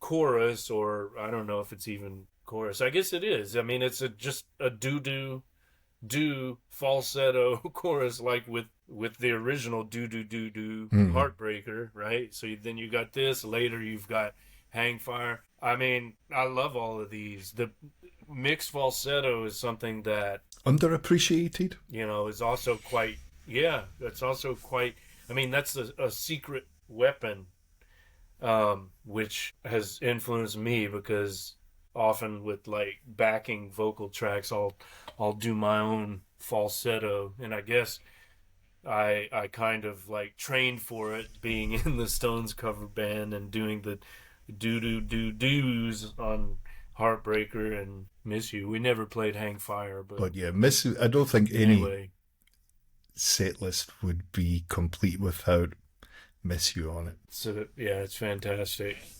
And another one from Beast, or from Some Girls. I gave it away, number 2. No, not at all. Number 2, Beast of Burden, Some Girls, 1978. And interesting record sleeve thing going on there, right? The quotes from Yeah, Keith Richards. Beast of Burden is a good example of the two of us twinkling felicitously together, and I guess he's talking about the other guitar player. that's what I I don't think. think he's. Yeah, at I first don't I think he's thought he referring meant to Mick. I think Mick, this but is a interweaving of I think guitar it's, playing styles. yeah, And I and it is quite, it's quite different, right? Like, Ronnie Wood is not at all the kind of player that Mick Taylor is, or Brian Jones also is, underrated right? in his own right. I think Ronnie Wood's, yeah, definitely worth. I mean, they're just different players. As They're a just as a different. as a Yeah, they're songwriter just as different. well. But they, but no, they do the Mm. interweaving thing much, because like with Mick Taylor, it's basically Keith is rhythm and Mick Taylor is lead, right? Like the roles are much clearer with Keith Mm. and Ronnie Wood. You know, it's more like they're Mm. in And this dialogue is a with love each other, song the as well, Beast of guitars. Burden, even though the title might not really paint that picture in your mind, and definitely the record sleeve, as we can see it here, might not allude to that. But if you listen to the lyrics, or you start humming the lyrics, or you start singing the lyrics out loud, it's essentially a song How from a did they broken get heart. away with these? How did they get away with this cover art? You know, like you got a toilet with graffiti on Beggar's Banquet. on Beggar's Banquet. You've got here this single for Beast of Burden. You've got a prone female circus performer or something, and there's a a lion straddling her, and I don't know. It's almost as if it's bestiality in It's Burden. different, that's true.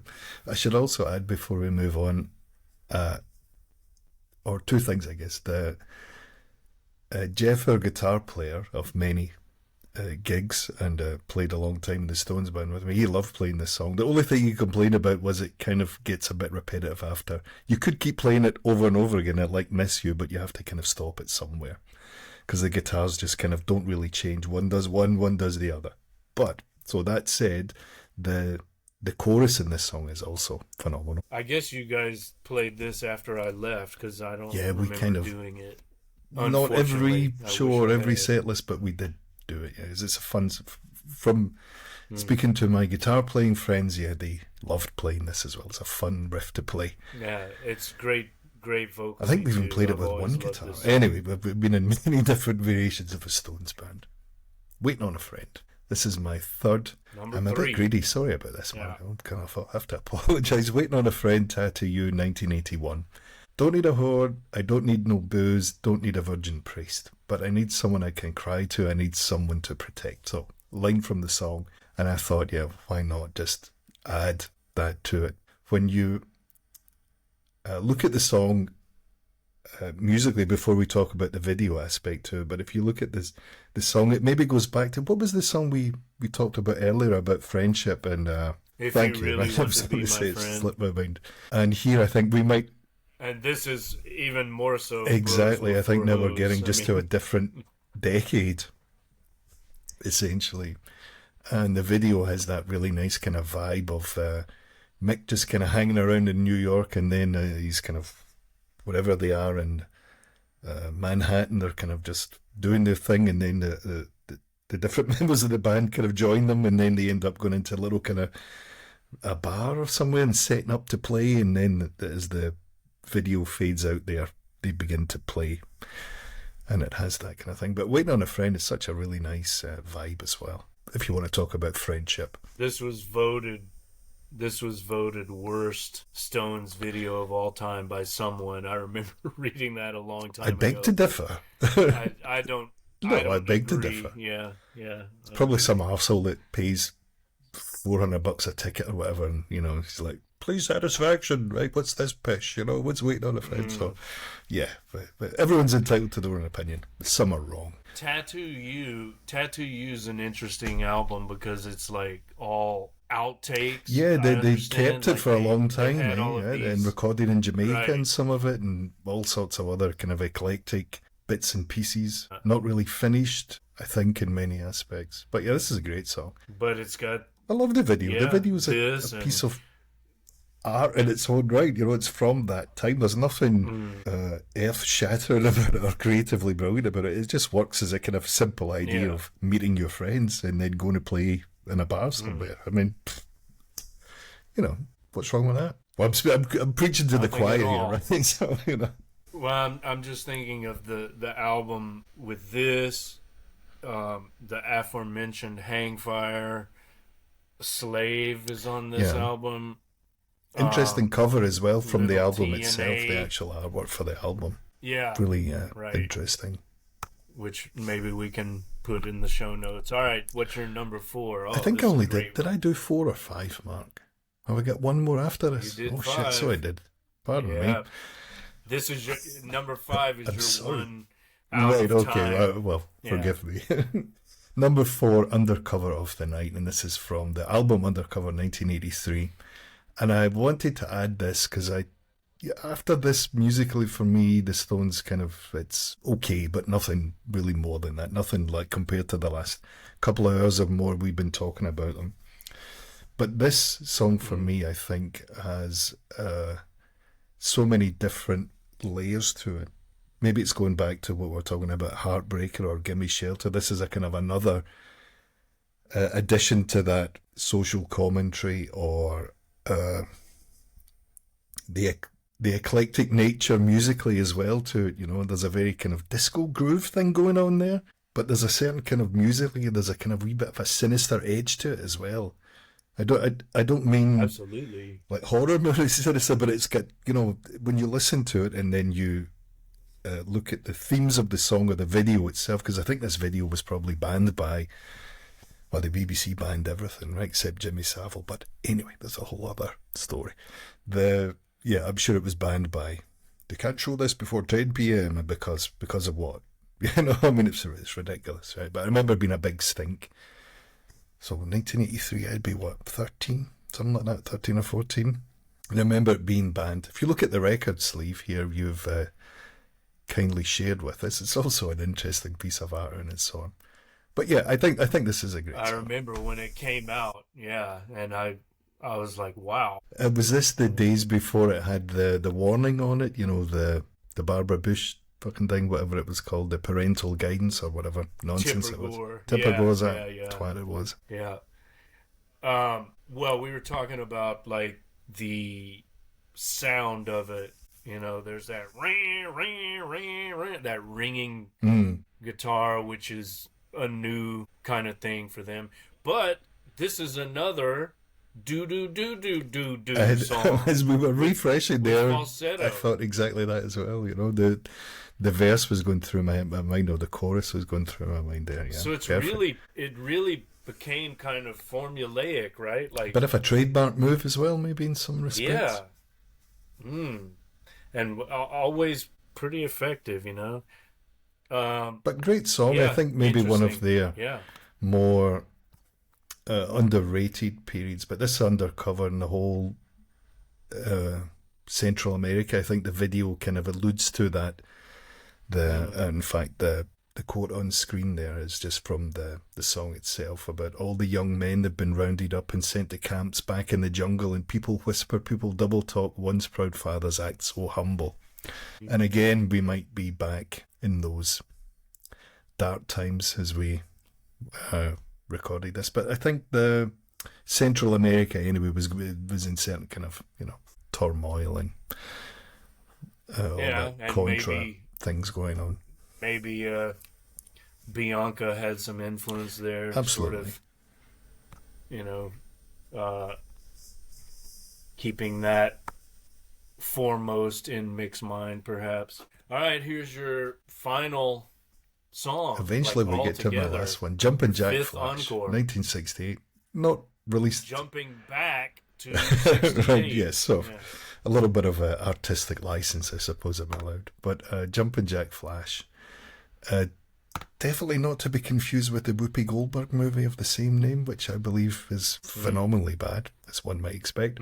And I simply put on the screen, it's a gas, because I think that's what this song reminds me of, big kind of Pete Townsend-esque windmill kind of things, and they get the chord progression at that time, and it's like, yes, here we go. And it's everything a rock song should be. Undeniable. I mean, essential. Of course, had this been available, it would have made my top 25. But I snagged it. Yeah, and why wouldn't you? No. Of course you would. Let's end the set list on a bit of a bang. A bit of gusto. We've had a few ballads and stuff in here just to balance things up, which I'm more than happy to keep. But I thought let's end on a bit of a bit of bravado and a bit something. Yeah. That they're something you'll remember them by in that sense. And it's actually a single, isn't it? Yeah, it's not from an album cut. It doesn't. So would have been after Beggar's Banquet or before? 68. Before, I think, Beggar's Banquet. Yeah, it's definitely like from that time period. Amazing. Yeah, that's like unanswerable. Once you finish with that, like you've knocked everyone dead and they can all go home. And guitar riff, I mean, we're going back to the kind of basics here of kind of what the foundations of what they were built on, that kind of classic riffage and Mick prancing around and in a good way, and it's proper rock and roll. Yes, unabashed, unashamed. I think this was a big influence on the Smiths. Big Mouth Strikes Again. That, I think Johnny Marr said that was their Jumping Jack Flash. So little side note for the Smiths fans like Steve out there who hates the Stones. I don't know if you saw his comments. I didn't know. What did he say? Post. Yeah, you'll have to read it. All right. Like fair enough. He fantasizes about shooting Mick Jagger in the head. It's a bit harsh, right? But he's not having it. Each to their own, man. Yeah. All right, so here's my. I mean, he's wrong, I've obviously. Only got 3. Right. No doubt. So I start the encore with Ruby Tuesday, which I've always loved, and it's me less so. You less so. Fair enough, but it's a double A side with Let's Spend the Night Together, which is how I began. So there's kind of like a ring composition coming full circle sort of vibe. I was talking about the drums on Let's Spend the Night Together last time. Actually, I meant the drums on Ruby Tuesday, like those feels good. But I think Charlie sounds great on this, and the chorus is great on Ruby Tuesday. The verses I can take or leave, but the chorus is great. Lose your dreams and you will lose your mind. I mean, it's a sing along as well, right? Musically, as we're getting into as we're getting into the kind of end of our set list of an encore, and that in fact, it's a bit of a sing along because right. You don't. It's like all those Bob Dylan songs where there's just so many verses and everyone's like, "Can we just get to the chorus?" And then everyone knows it. It's like, all right, here we go. Here's the chorus. Well, and this is 67. Like, Let's Spend the Night Together, before or after Their Satanic Majesty's Request. I want to say before. Oh, this is also on Between the Buttons, that would be before, right? That's before Their Satanic Majesty's Request. So that's interesting because it's like you can hear the beginnings of psychedelia here, but not like as you get with She's a Rainbow. So it's kind of like, yeah, Lady Jane, there's a kind of right. Transitional. Yes. Yeah. I think Lady Jane's written like about McCartney's girlfriend at the time, Jane Asher. Jane Asher. Yeah, I makes think. sense. Yeah. Okay, so number 2, I lobbied for this one. We never ended up playing it, but I love All Down the Line from Exile 1972. It's the B-side of Happy. This was meant to be the lead single. This is what I was thinking of before. I was talking about Starfucker, but actually All Down the Line was to be the lead single, and it ended up being something else. I don't know what. But this is I don't know what he's talking about lyrically, but I mean, this is just one of their great rockers, you know. Like the band is just killing it. It's a sing-along, Be My Little Baby. Exile in Main Street, you get a bit of everything, I would say. Not everything, obviously, everything, but musically it's very eclectic in the way you've got Robert Johnson's song on there, Ventilator Blues, I think. Shine a Light, you've got a whole kind of country, gospel, I mean, so many different, and you've still got a bit of the rock and roll influence, if you want to call it. And here's a Rip This Joint or All Down the Line. Yeah. Does what it says in the tin. Thumbs up for this one, right? This all the way, man. Killer all track. the way. Love it. Yeah. Okay, and then I close it out with number 23. Send 'Em Home with Salt of the Earth. This is just a beautiful, uplifting anthem from Beggar's Banquet. Last track on Beggar's Banquet, 1968. Let's drink to the hard-working people. Now, was this not meant to be, what did I write down? A song for the people, yeah, that's exactly what I'd written. Yeah. The hard-working people, the salt of the earth, not those posh elites, you know, fuck them. Of course, are the Stones still salt of the earth? Maybe Keith actually is. Maybe he can still pull that off. Mick, I don't know. I think that ship sailed, eh? When you accept the lordship or whatever the fuck. Whatever was in that loving cup, man, it's you know, it was mixed with something else, spiked, as I think as you mentioned earlier. This is a great song, nice way to finish. Something a little bit different. And if you've never heard it, then I think you should go back, like all of our choices, I would say, go back and, you know, skip the ones you don't like if that's your thing too, but, you know, take them and go through them, and it gives you a kind of a bit of a, I think what we've tried to do is give the viewers and listeners a kind of retrospective insight into the band, not just as it's the Stones, or not again, they still played, right? You know, they kind of, the somewhat cliched thing we may get, but the kind of a bit of a deeper insight into not just what they were socially and at that time, and even still today, as we're just talking about getting knighted and all that stuff, but they're still relevant today. But musically, you're getting this whole kind of such a diverse range of sounds and influences, and I don't think there's anything quite like the Stones. And this is another example of it, right? So it's the last track in Beggar's Banquet, so some people might not get to the end. They might have just, you know, skipped it. But yeah, let's drink to the hard-working people. I think that's a sentiment I can get behind. Let's drink to the lowly of birth. Indeed. That's a variation on that line. Yeah, it's a nice way to end it. So, what have we learned from this self-indulgent fanboy romp? Bros before hoes, Mark. Is that what we're paraphrasing this?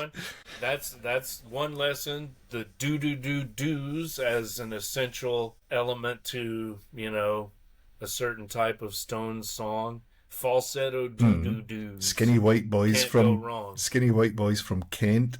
I think that's where they're from. Kent originally, can play country, blues, gospel.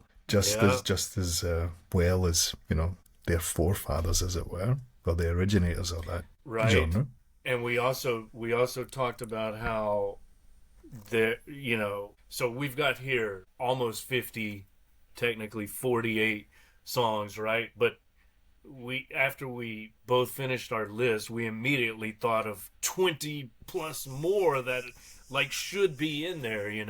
Most of them are Uh not like obscurities either. They're like proper, you know, 24th yeah. Nervous Do you Breakdown. remember any offhand? What else do we Uh, have? did we Let mention me look at our 24th Nervous chat. Breakdown? 19th nervous Oh, yeah, breakdown, is it? yeah, math's never really been my strong point. As a drummer, that's perfect, right? Says Oh, everything you need I'm to know trying to about find. me. I'm trying to find it. It What do is we got here. here? Where Right as is you're it? scrolling and I'm scrolling at the same time. I know Hang Fire. I mentioned that. That was on my. Oh, that's how I can find it. I'll just do a search for Hang Fire. How about that? Oh, here we go. Hang Fire. She's So Cold, which is kind of the companion piece to She Was Hot, right? Mm. Hot and Cold. You've Got the Silver. That's one that I love from Let It Bleed. That's a key song. Citadel from um, their Satanic Majesty's Request. Time's on my side. Slave. Time is on my side. Time waits for no one. As, Too te- much as blood tears from go by. Undercover. As Tears Go By is a great one. Street Fighting Slave Man. from Yes. Angie. Can't always get what you Torn want. and Torn and Frayed. Emotional Dance Little Rescue. Sister. Start Me Up. I don't think we're not going to put Start Me Up on any list, though, are we? Yeah, I forbade that. I banned Yes. Can't you hear Start me Me Up. knocking as Although well, right? We play it. Can't you hear me we could make knocking? another Yeah. episode out of this. Absolutely no problem. Dear Doctor Jigsaw Puzzle, also from that's from Beggar's Banquet, right? Hmm. You had some more. What else did you put on here? Did I forget anything that you mentioned? There's the Meredith Brooks. Okay, well, lest we bore the audience more than we already have, well, they get the point, right? There Yeah. are a lot of other songs. One other thing I wanted to say. Go Here's for the it. theory that I've been playing with. The Stones are the shamans of rock or rock and roll, okay? They have a shamanic quality when they're at their best. And I can't take full responsibility for, coming up with this on my own, but I sort of alluded to it in my Substack post on part one, side A of this episode, right? Um, Saying something about those who are offended by the transgressive nature of some of the Stones' material would do well to remember that. And then I quoted something from this fantastic book here. Let me stop sharing so you can see better. This book is called Dispelling Wetiko, Breaking the Curse of Evil. I highly recommend this. But and I'm reading it now, but as I've been reading, I was thinking a lot about the Stones because it talks about how the shaman will confront the shadow nature, the darkness within us and in the wider world, right? And so to properly confront and then integrate the shadow nature in Jungian terms, right? Mm. We need to isolate the shadow and put it in a container. That's what the author Paul Levy says. So the ideal container is like an artistic work. And if we're talking about the Stones, it's a song, right? So Sympathy for the Devil, Stray Cat Blues, Gimme Shelter, all of this dark Dancing with Mr. D. matter. Dancing with Mr. D, another song which could have made the Right. list, and on and on. Heartbreaker, like many of the songs we talked about, Doom and Gloom, right? So the shaman takes the shadow elements, isolates them, puts them in some kind of container, an aesthetic or Mm. artistic format like a song, and then that allows us to integrate the shadow into our personalities without being controlled by the shadow. In other words, you make the darkness visible, you make the unconscious conscious, right? Yeah. So if we think of all of these dark elements as existing in the zeitgeist or whatever, they're obviously infecting individuals and whole societies. So the artist's role, the shaman's role, is to take that poison out and make it conscious and, present it to an audience or society at large so that people can become aware of it and they're not controlled by it, right? When you become conscious of the evil impulses in yourself and society at large, the wetiko, right, you can dispel it. So songs like Sympathy for the Devil, Just Call Me Lucifer, right? So when you're aware of that Luciferian element, it doesn't control you. Now, the fun police would say, well, they're glorifying it. They're satanic. They're advocating this as a lifestyle advocating. choice. Yeah. I mean, okay, if that's your interpretation, fine. But I prefer to say, no, actually, they're doing like a shamanic ritual which benefits everyone, by making the unconscious conscious and by shining light on the darkness. How's that for a theory? Way to go. Wonder what Steve would say. Well, he's not going to answer us if he doesn't like the Stones. He'll have to fast forward through all of this stuff to get to this bit. Yeah, I'll just tell him to watch the last 5 minutes or however long that rant was. But anyway, that's my advertisement for them, or my justification for liking them.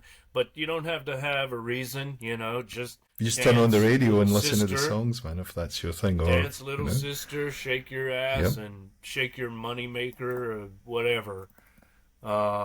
Shake your hips, as they say in Exile. But so that's it.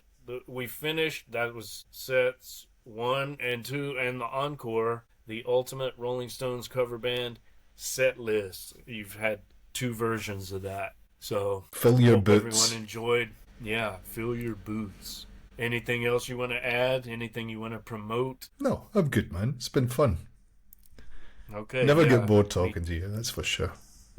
I'm good as well, and thanks for joining me. And we'll try to get this out. We should do this again sometime, Mark, as they say, right? In the dating world, we should do this again sometime. Yeah, and we'll, we can explore some Led Zeppelin. Like, what if we did a Led Zeppelin or Beatles cover list? That might be interesting. Yeah. But we'll talk about that more later. In the meantime, this has been Guitar and Pen, episode 9, side B, or part 2, however you want to look at it. And thanks for joining us. Follow me on Substack. That's Mark Will Wright, WRITE.substack.com. And we'll see you next time. Farewell.